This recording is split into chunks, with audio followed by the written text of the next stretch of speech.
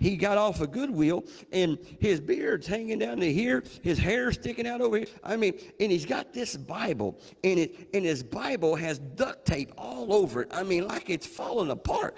And you would have thought he probably robbed a homeless man and took his clothes to get there.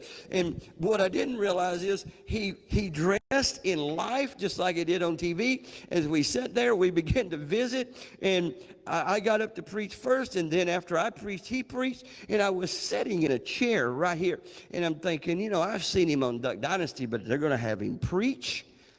That's, you know, and he gets up and he says to all the guys, he goes, if I would have been hitchhiking here, y'all would have probably passed me up and thought I was homeless. He says, but I got to tell you something, I'm rich.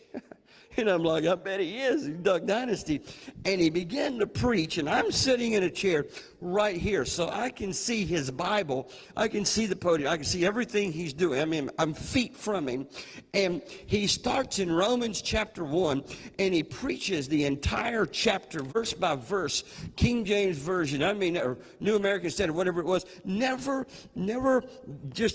even misquoted a passage. And as I'm looking, I noticed as he's reading, or I thought he was reading, his Bible was closed. He never opened his Bible. And by the way, the reason he could preach verse by verse, never miss a beat, through the entire chapter of Romans 1, and the reason that Bible was duct taped like it was, is because at home he had been reading it, and he had it committed to memory. And that day, I heard one of the best sermons I've ever heard on repentance and sin and salvation and the cross and the blood.